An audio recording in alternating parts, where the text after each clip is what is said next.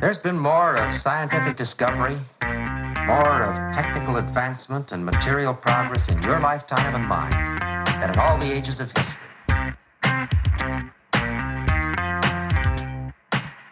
Hi there, and welcome to Decoding the C-Suite, a 5-part mini-series from Recruiting Future about how leadership really thinks about AI.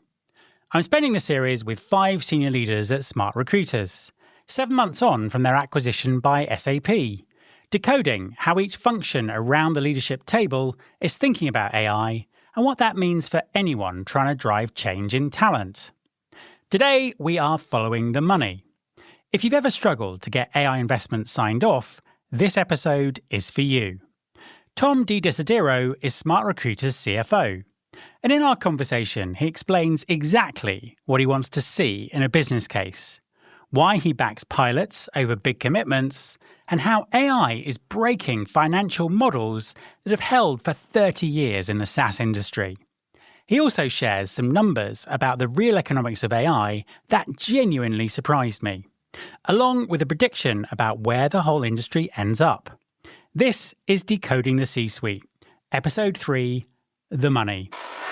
I'm going to start with a really big question. What would you say the biggest challenges are that AI is creating for CFOs? I think about it every day. I think that the CFO job, revolves around predictability and hitting goals. And the AI landscape is one where it really doesn't allow for easy predictability as one would hope.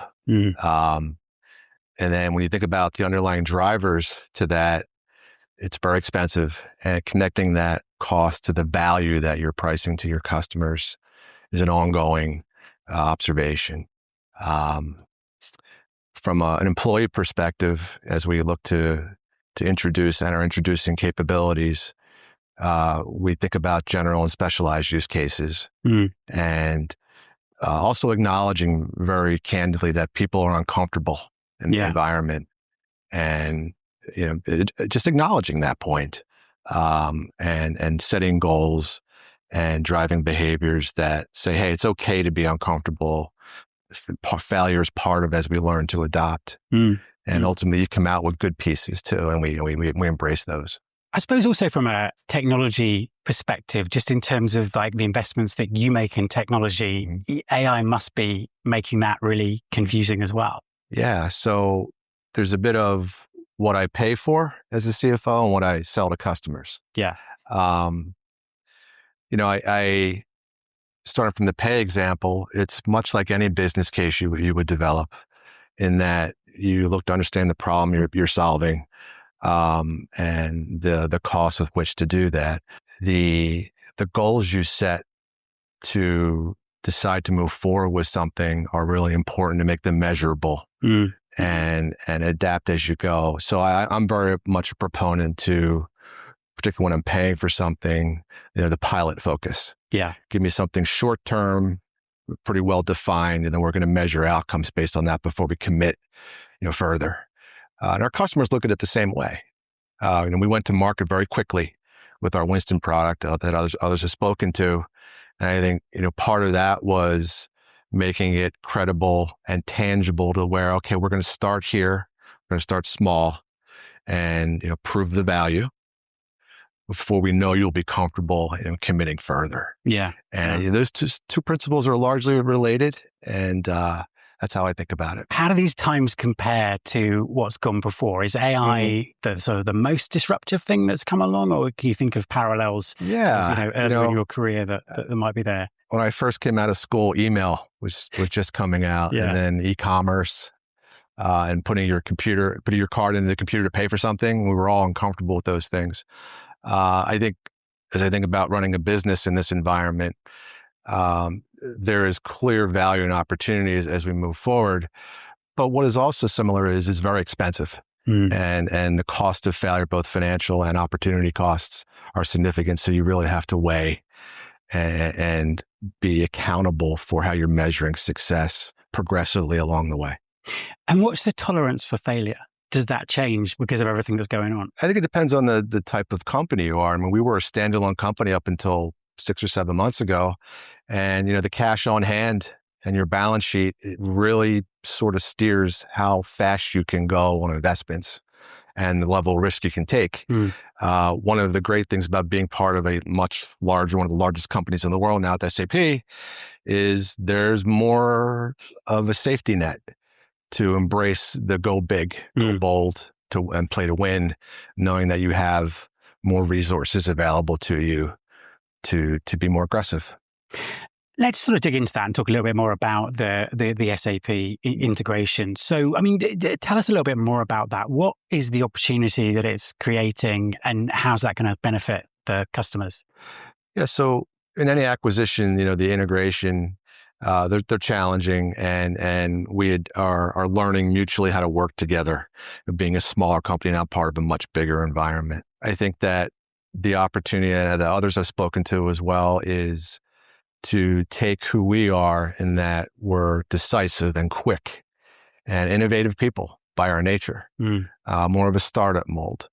And when you put that inside a large hypermatrix organization that has the benefits of scale and structure and resources, you can figure out how to make those two work through the integration process.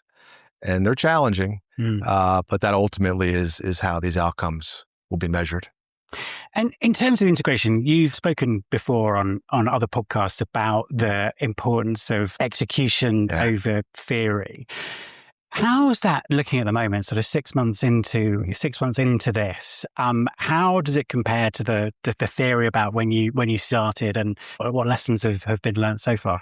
Yeah, so when you have these sort of pie in the sky opportunities that we all think about, the shiny object, when you think about the execution point going beyond theory, everyone tends to focus on the big prize, and the opportunity is exciting. I think the discipline that you must create, though, is establishing OKRs, or goals that are both short-term, measurable, as part of the larger thing that you're developing, and keeping people focused on those short-term outcomes is really a priority, because distraction is something that you continually face.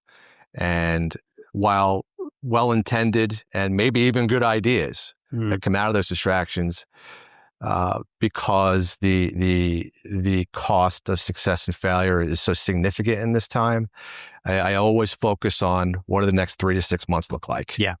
And are we very clear on what those deliverables are? And you have to pivot as you go and adapt as you go. So while we do set an annual goal, like everyone does, the most important goals I believe as a business are the OKRs that we set that are more short-term oriented, in the first half of the year, for example. And that keeps you on pace. And when you see the success that comes from that, it gives you more comfortable in making decisions, again, with predictability in mind, that you can continue to put your pedal on the gas and move forward.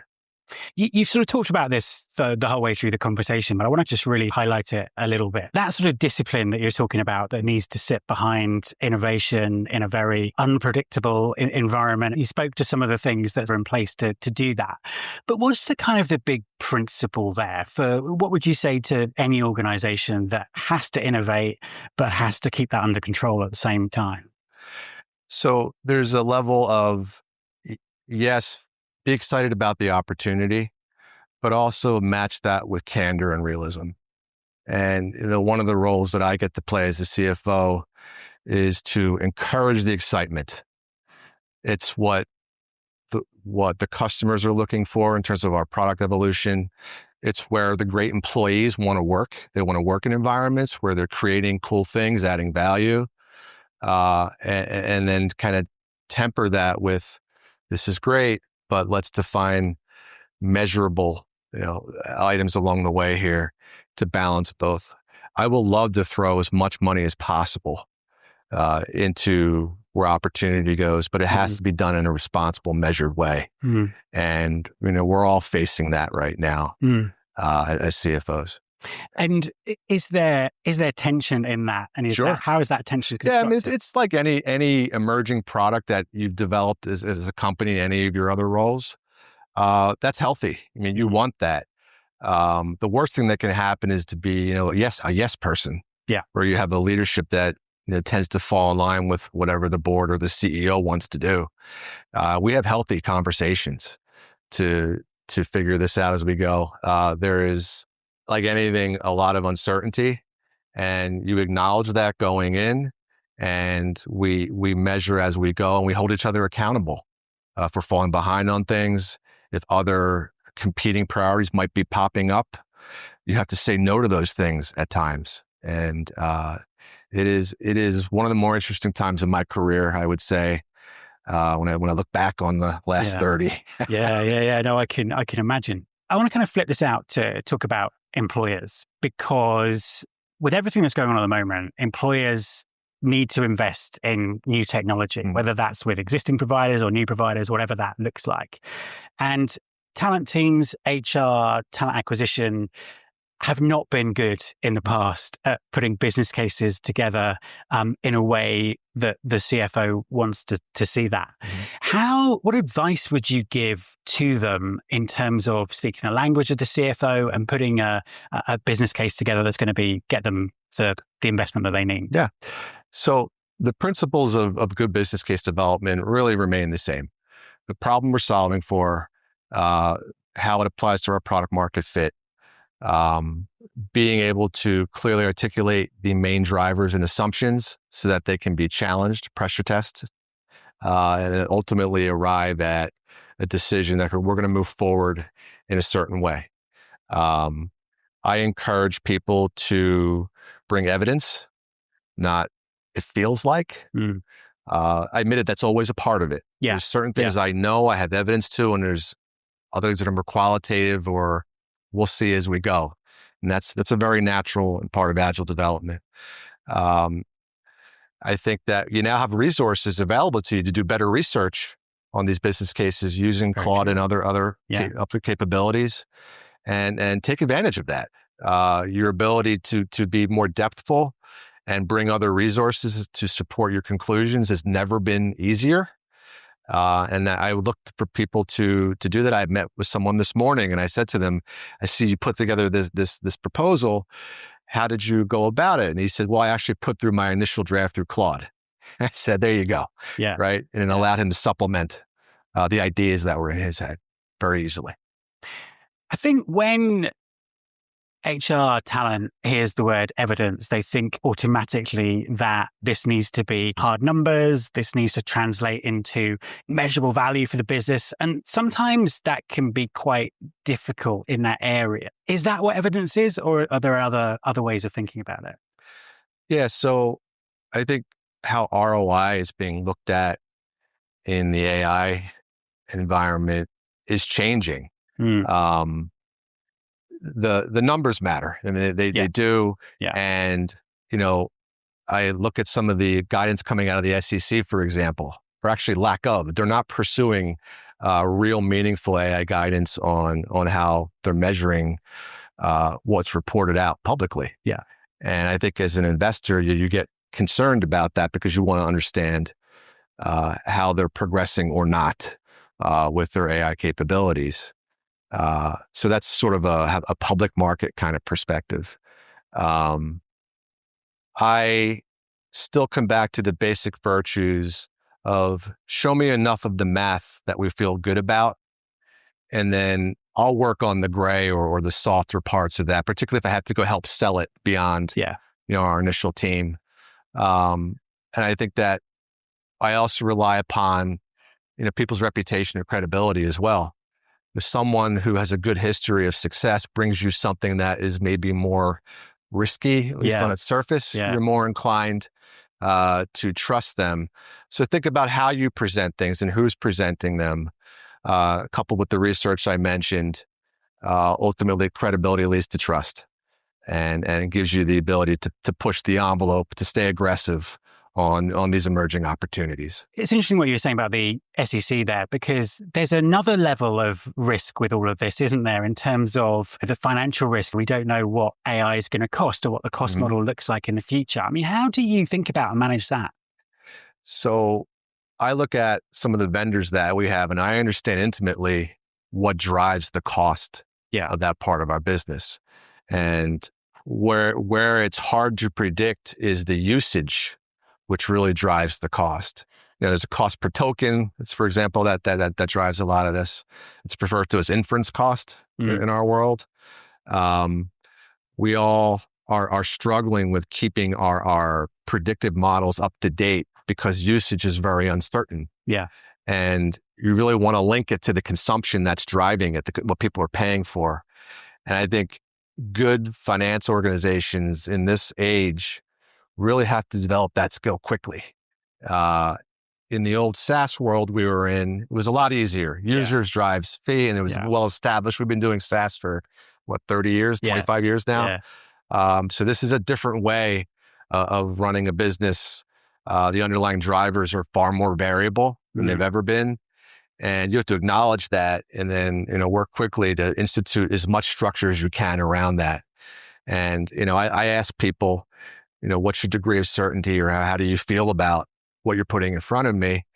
And they know I'm asking because I want to get to the right outcome. So it comes back to, this is what is solid, this is what isn't.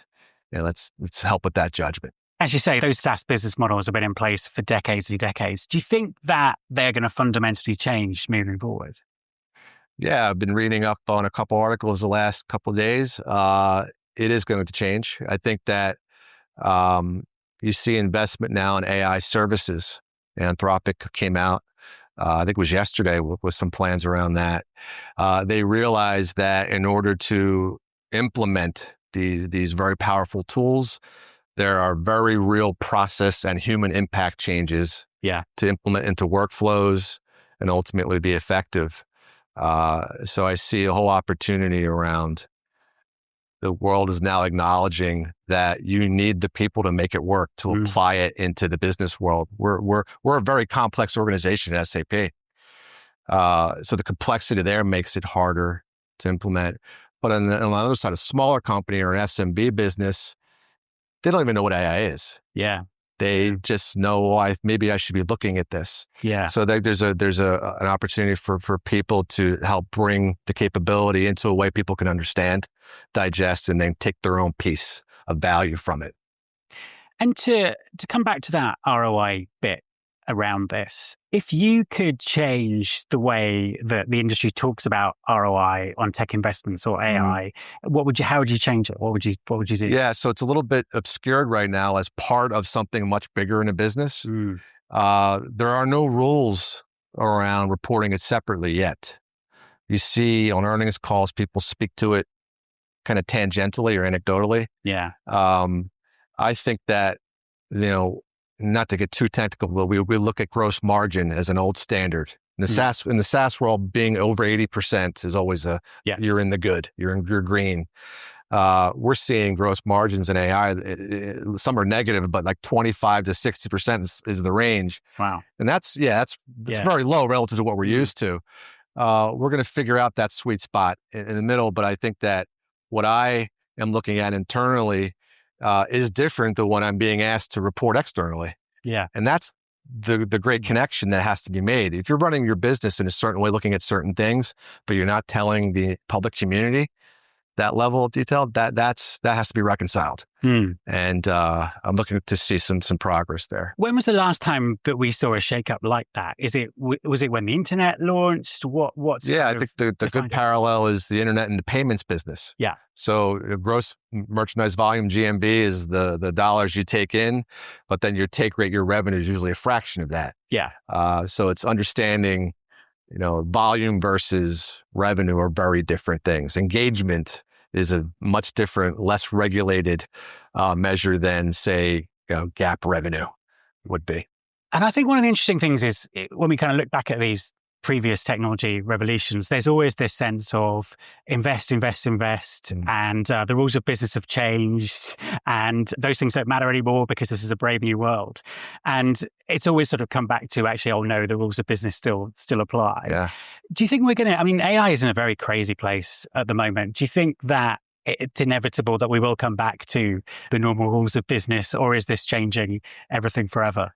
So I had a conversation with the VC on this topic recently, and Where I think this lands is you have the SaaS companies over here, you have the AI players over here, and they both have what the other needs. Yeah. AI doesn't have the customer relationships, but they could displace the tech very easily over time, maybe months, but relatively easily. SaaS needs the capabilities that AI is bringing to the market. Those two worlds will come together.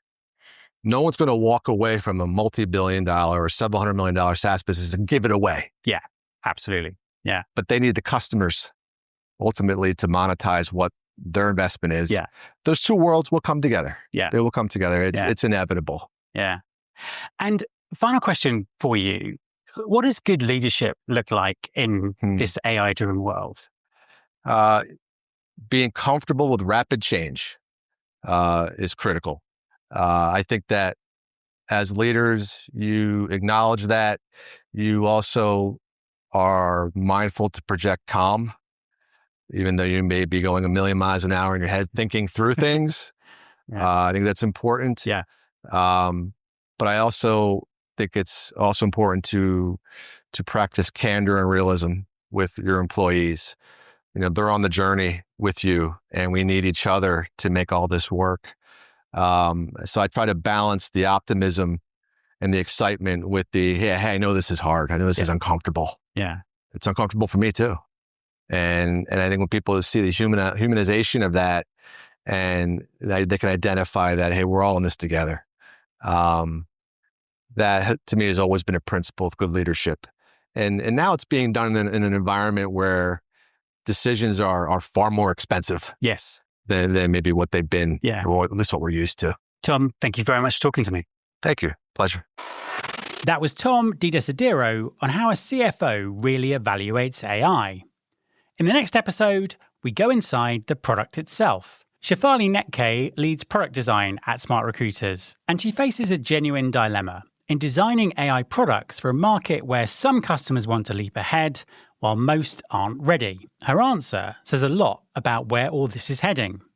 Subscribe or follow wherever you listen to your podcasts, and I'll see you in episode 4.